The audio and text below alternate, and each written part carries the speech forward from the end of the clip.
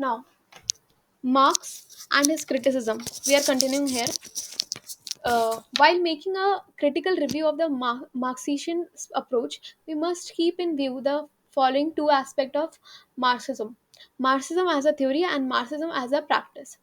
Number one, overemphasis on historical materialism and conflict. As regard the first aspect, Marxism approach has overemphasis on the role of material forces and conflicts. Starting से ही देखा जाए तो वो material forces पे काफ़ी ज़्यादा focus कर रहे हैं और उनकी वजह से जो कॉन्फ्लिक्ट्स क्रिएट हो रहा है उस पर फोकस कर रहे हैं. It was over simplified the class structure and the capitalist society, ignoring the importance of new occupation professions and the middle class. और इसको ओवर सिंप्लीफाइड कर दिया गया बोलते हुए कि दो क्लास स्ट्रक्चर है कैपिटलिस्ट सोसाइटी में, और बाकी सारे फैक्टर्स को इग्नोर कर दिया कि इससे न्यू ऑक्यूपेशंस बन रहे हैं, प्रोफेशंस आ रहे हैं और मिडिल क्लास का भी जनरेशन हुआ था, क्योंकि उनके हिसाब से बॉर्चुगीज एंड प्रोलेटरेट्स जो है दो ही क्लास बनी हुई थी एंड बाकी चीज़ों को उन्होंने इग्नोर कर दिया. Number two, communism a figment of imagination. जो वो कम्युनिज्म के बारे में सोच रहे हैं कि बाद में कोई दिक्कत नहीं होगी, सबके बीच में इक्वल डिस्ट्रीब्यूशन होगा, वो एक इमेजिनेटिव चीज़ है.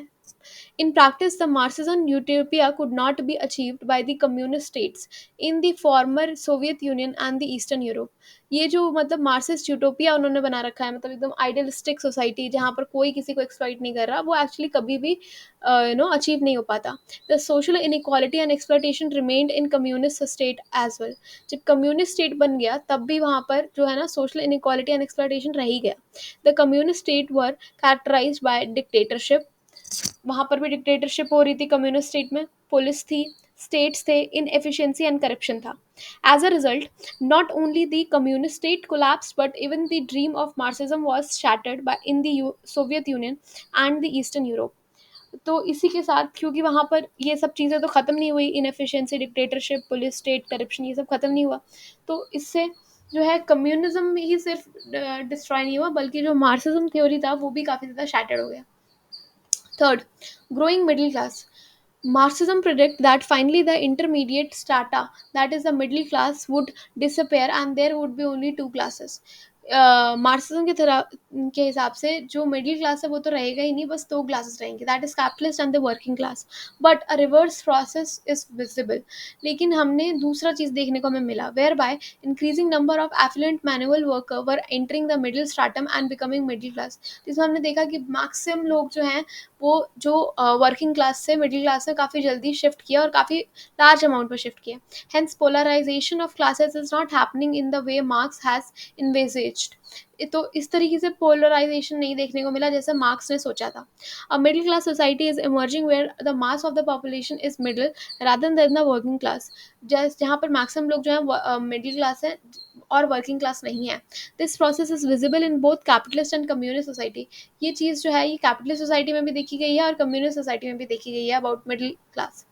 Then Goldthorpe and Lockwood studied class mobility and inferred that in all the capitalist society upward mobility is higher than downward mobility and people tend to be satisfied with their position. तो गोल्डथ्रोप and Lockwood ने अपनी studies के द्वारा ये कहा था कि ज़्यादातर जब भी जैसे दो सेक्शन है भी, तो जितने लोग जो हैं वो अपवर्ड डायरेक्शन में जाएंगे, उससे कम लोग हैं जो कि डाउनवर्ड डायरेक्शन में जा रहे हैं. तो और ये लोग जो अपवर्ड डायरेक्शन में जा रहे हैं वो उस पोजीशन से सेटिस्फाइड भी हैं मिडिल क्लास में आके. Thus polarization and revolution seems a very dim probability even centuries after industrial revolution. इसीलिए जो पोलराइजेशन है और रेवोल्यूशन के बारे में जो मार्क्सिज्म बात कर रहे थे उसकी प्रोबेबिलिटी बहुत ही कम हो जाती है कई सालों बाद भी, सेंचुरीज के बाद भी, जबकि इंडस्ट्रियल रिवोल्यूशन उसके बाद हो चुका था. Fourth, one cause explanation. With an increasing emphasis upon multi-causal explanation of social problem, it has become difficult to provide an analysis by one cause alone. The economic, the economic, as Marx propounded in his economic determinism. तो और marks के हिसाब से जो एक ही चीज़ है जो सारी चीज़ों के ऊपर मतलब डोमिनेट कर रही थी वो था इकोनॉमिक. इकोनॉमिक फैक्टर के ऊपर उन्होंने सिर्फ फोकस किया, जबकि इसकी काफ़ी सारी casual explanation is also available according to social problems. Then fifth, common denominators. He assumed that all the complex, combined, and variably skilled task labor that categorized work under capitalism can be calculated in terms of their common denomination, simple average labor time. और उन्होंने एक सोचा था कि ये सारे लोग जो कि डिफरेंट डिफरेंट काम कर रहे हैं but are considered as a working class, उनको जो है ना पेइंग के लिए एक ही पैरामीटर पे करा जाता है, that is simple average labour time. Average labour time के बेसिस पर सबको दिया जा रहा था। The counter argument is that the equation just cannot be computed and that there is no independent reason for its plausibility. तो जो इसका जो काउंटर आर्ग्यूमेंट है वो ये है कि सिर्फ टाइम, एवरेज लेबर टाइम के हिसाब से सबको पेमेंट नहीं मिल रही थी, और इसके और भी अलग रीजन है जिसके अकॉर्डिंग लोगों को डिफरेंट वेजेस प्रोवाइड किए गए। Sixth, teleological teleological invitalism. Commentator can be found on all sides, from the interpretation of Marx as a teleological invitabilist propounding a God's eye view of history inner meaning, to his imagining as someone who believed to the contrary, the history has no logic in itself, but is rather constructed and reconstructed according to present political needs and struggle. तो उन्होंने जो एक चीज़ सोचा हुआ था कि सब लोग के लिए जो इम्पोर्टेंट फैक्टर है वो एक ही चीज़ है, वो है इकोनॉमिक फैक्टर्स, जिसकी वजह से सारा हिस्ट्री जो है ड्राइव हुआ है। इसको एक गॉड आई व्यू ही कहा जा सकता है कि वो सोच रहे थे कि सिर्फ यही बात है, लेकिन ऐसा है नहीं। जो हिस्ट्री कंस्ट्रक्ट हुई थी वो प्रेजेंट पॉलिटिकल नीड्स और स्ट्रगल्स, उस टाइम के लिए जो भी चीज़ें इंपॉर्टेंट थी उसके हिसाब से डेवलप हुई हैं। सेवेंथ, हर मतलब हर टाइम पे डिफरेंट डिफरेंट चीज़ें was important. Socialism, qualitatively similar to capitalism.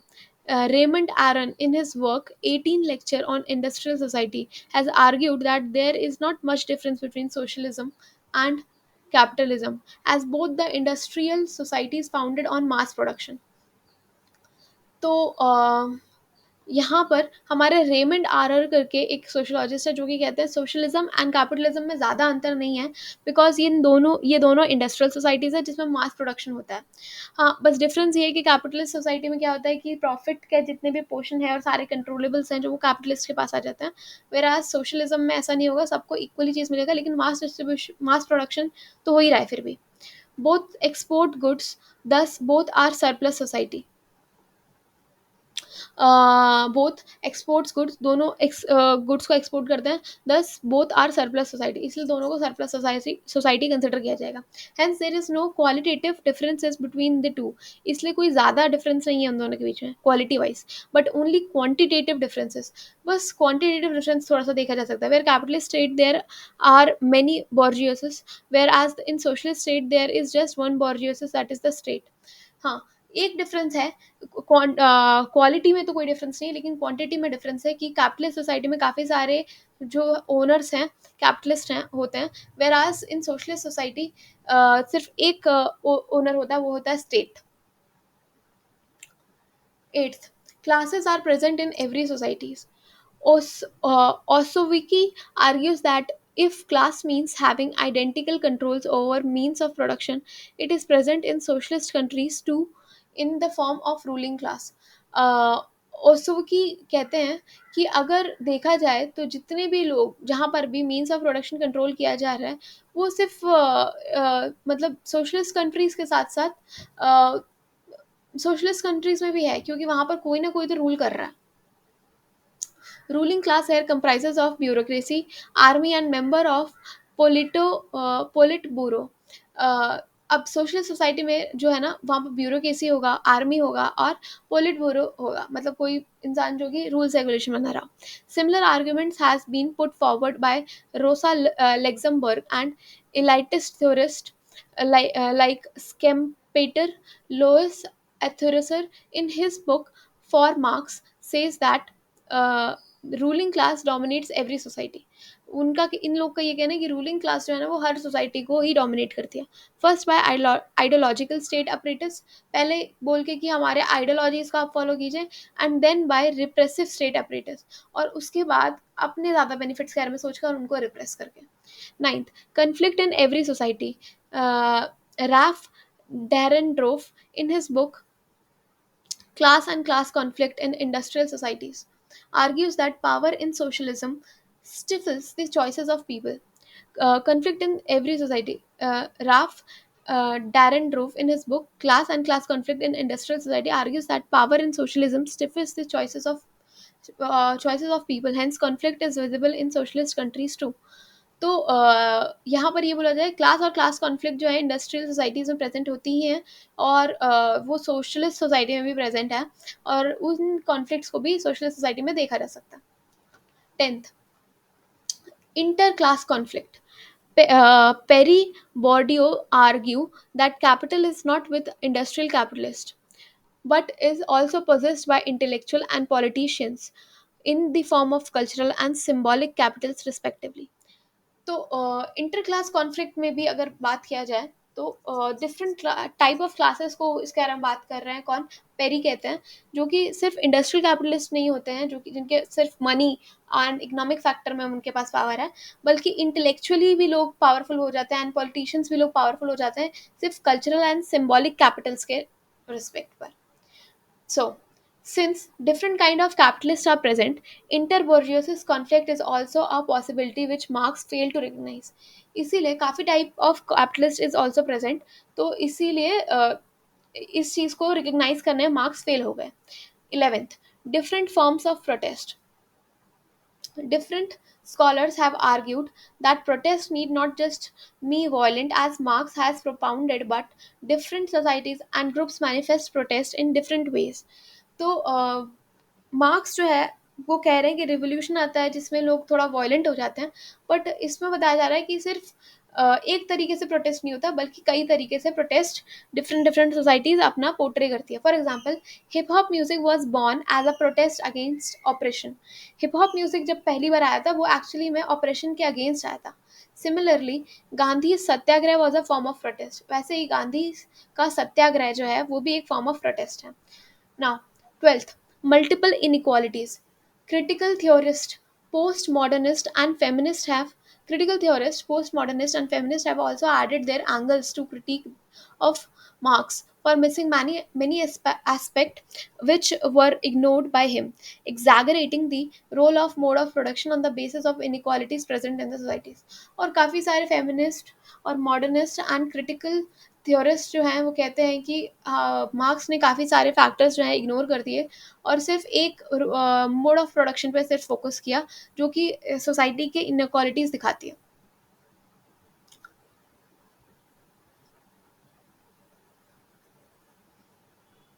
So critic mode of production का एक एक्रोनिम है, वो आप लोग एक बार याद कर सकते हो. Conflict, I for inequalities, teleological inevitalism, interclass conflict, qualitative difference, middle class, one cause explanation, common denominator, exaggeration and overemphasis on the conflict of materialism, protest of different forms, communism didn't see light of the day.